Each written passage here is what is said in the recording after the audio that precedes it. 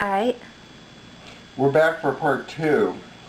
I think I was going off on a trail with our butterscotch sundae and vanilla milkshake and hamburger still waiting, so we won't do too much more. But just got to say that here in Orlando, for the Depression and Bipolar Support Alliance Conference, the keynote speaker that started the conference was Greg Louganis, an Olympic gold medal diver, who is open about being HIV positive and living with depression and many of his personal issues. He wrote a book and came out publicly about those issues. And I was so touched when he was showing the film of all the grandeur of the diving, and then the personal story, and then his ride from, I think, San Francisco to Los Angeles for an AIDS fundraiser, and his coach and mentor and peer person that was along with him. It was a few years back, and then he said in his speech that that friend of his had died by suicide about a year ago, and I really just brought it home of how much of a need this all is, that people that are Olympic divers and very successful in life are just like any person with suicide. So that was pretty scary. But we're here to talk about recovery and wellness. Sure. Well, the one thing that I have to say is we find out in these groups that from all walks of life, people are dealing with these issues. There are people who are dealing with depression and bipolar.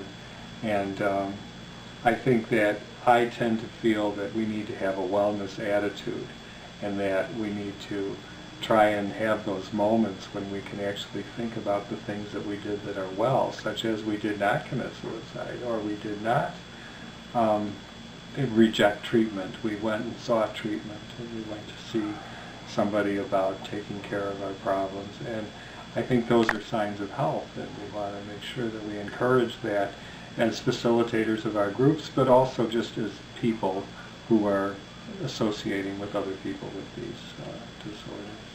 I'm amazed at the people that walk through the doors. Some people come on a regular basis, some people come once, but it gives people a sense of hope. Some people, it might take a year, they might read it, the free ad in the newspaper, and it takes that long to actually walk through the doors, and people exchange phone numbers and on their own, and so it's a social outlet for people. But people come from all walks of life, people working, people on Social Security, and so there's a role modeling effect that happens in many directions, and mixing lesbian, gay, bisexual, transgender, and all the diagnoses that could be possible. It's not just depression and bipolar. But we have one guy that introduces himself as living with bipolar, and he's bisexual, and he wears bifocals. So that's a kind of clever kind of a... Right. and for a while, I think his son lived on the other coast, and so he was bi-coastal with his family. He's bi all the way around. Bi all the way around, yeah. It's interesting. We get a lot of people who come to the group, and they bring so much talent and so much creativity, and they have some really great ideas. And I always say to the group, we have to remember that we are facilitators, between Tom and I, who facilitate GLBT Chicago.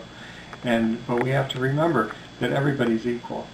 That's an important concept to have at these meetings, and to have when we talk about treatment and recovery, is that everybody's experience and everybody's story is important. Yeah, I'm going to be on vacation next week, and the group goes on whether I'm there or not. It's there's always somebody to fill in. Mm-hmm. We meet in a church that gave us the space for free in their blue room, and that's sort of where the name came from. Pink is a gay color, blue is depression, and it's also the gender colors. When we're born, you wear pink or blue if you're a boy or a girl. So it really had a lot of meaning to it. So That's really exciting when you can pass on the leadership and Oh, yeah. not feel like you're the only one that can do that. Sure. No, you always want to incorporate that so that other people can take over and other people can be helpful to each other. Because really, if you hold it all within to yourself, you're saying that the other people don't matter, and we don't want to do that. We want to encourage this to grow. We want wellness and the whole idea of recovery to grow. Mm-hmm. And my attitude toward starting a group is learn by doing. Yes. And build it and they'll come. You know, the first few weeks I would come and talk to myself, you know, until people started finding out about it and coming, and then it took off. And then, but the big principle of KISS, keep it simple, sweetheart, is what I call it. Not stupid, keep it simple, sweetheart. I like it that you took that out. Yeah. And you know, we have guiding principles, and we're not a 12-step group, but it just is all around safe. But there are those weeks that, you know, a lot of issues can come up, and it can, you know, get quite dramatic.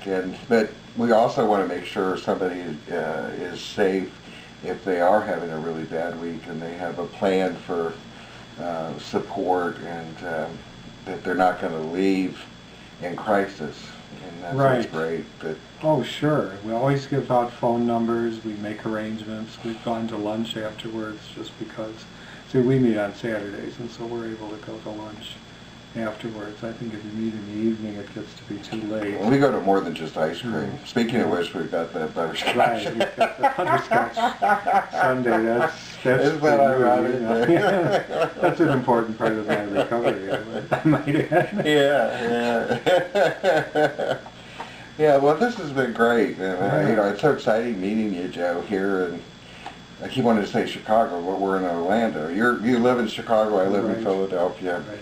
We've got the Zappalardi Society in New York, Hearts and Ears in Baltimore, the Fruits and Nuts that used to be the Pink and Black Triangle Society in Southern California. I'm proud to say that our group was the second DBSA group that was an LGBT group. And I always like to point out that the first one was in Oklahoma City. Nobody ever guesses Oklahoma City, and it just shows that we're everywhere. You know, and we're here, we're queer, and we're crazy too. It's I think we have to work on our name. You are all so creative with these names, Fruits and Nuts and Pinks and Blues. And we just need to pick another color. There we are, GLBT Chicago. You know, nice and practical and Midwest. It didn't say anything about mental illness, or it just. But it's DBSA. DBSA.